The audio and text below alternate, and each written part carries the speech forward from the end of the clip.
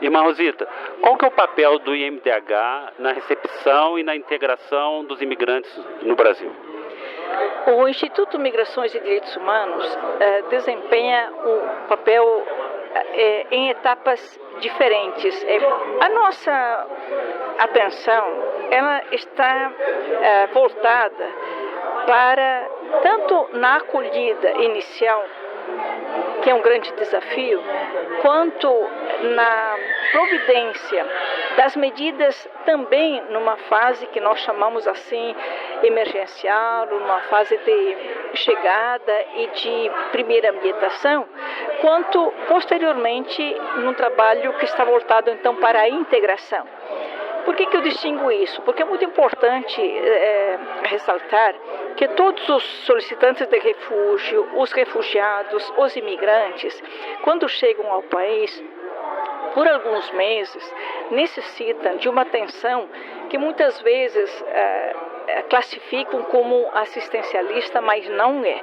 Trata-se de uma atenção necessária neste período inicial, qual seja providenciar até alimentação, saber se eles precisam de algum atendimento médico, ver aonde eles vão morar, com quem estão residindo.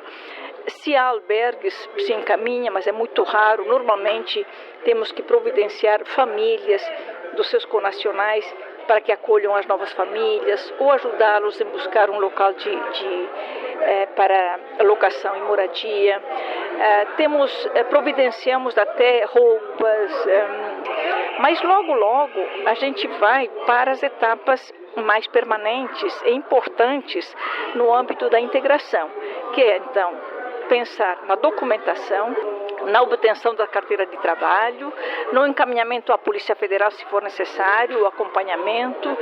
Igualmente, buscamos desenvolver aulas de português, que é uma necessidade imprescindível para qualquer processo de integração, e providenciamos também contatos já com empresas, com espaços de trabalho, para que eles possam já, assim que tenham a documentação e dominem inicialmente o idioma, possam entrar para o mercado de trabalho.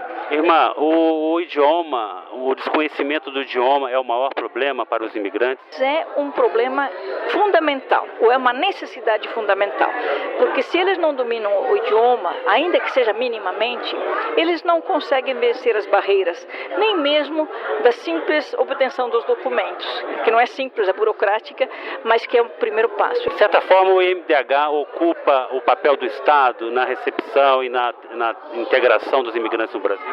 É um parceiro, pelo menos? Parceiros somos, tanto é que tentamos sempre que possível firmar algum convênio com o Estado para viabilizar algumas atividades. Agora, em muitos campos, a gente faz o papel que, na verdade, alimentamos muita esperança que com o tempo o Estado vá assumindo. Penso que a integração laboral, a própria capacitação para o trabalho, o fornecimento de documentos com rapidez e não com muitas delongas, com muitas demoras,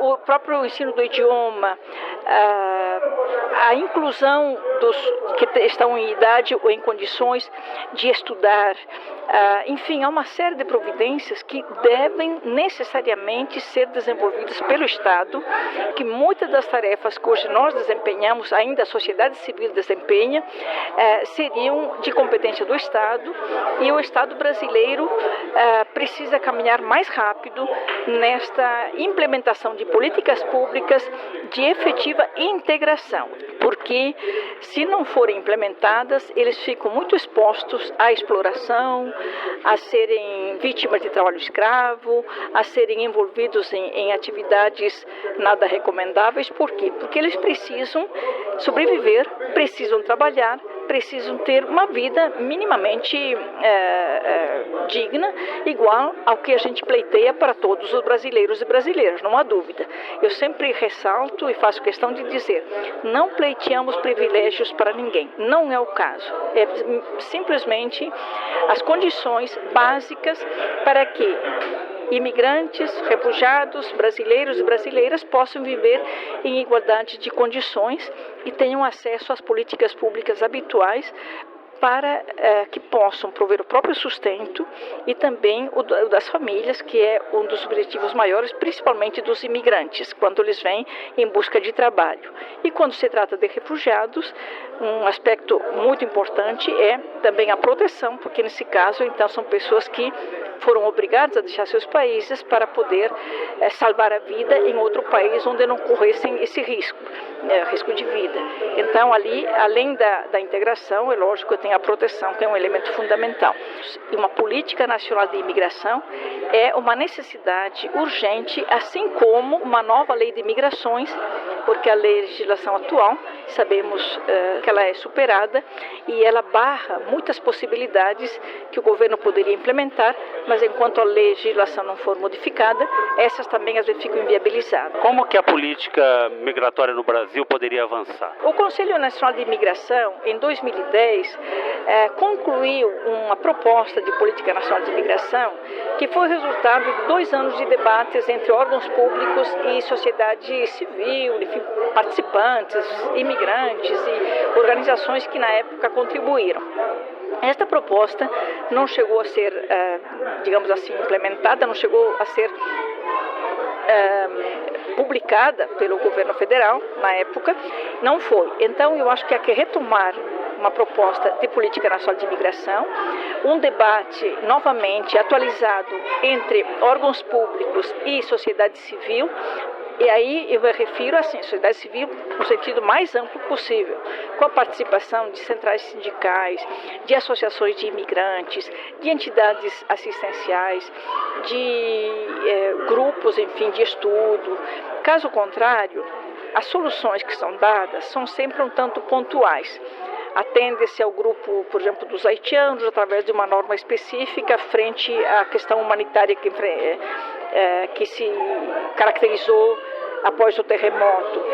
Dá-se soluções pontuais para solicitantes de refúgio, que na verdade não reúnem todos os elementos, então há que buscar uma solução de caráter, digamos assim, de caráter humanitário ou enfim, voltado ao mercado de trabalho. Busca-se soluções para grupos e não se tem uma forma pública, ampla e conhecida de qual é a política que o país vai adotar.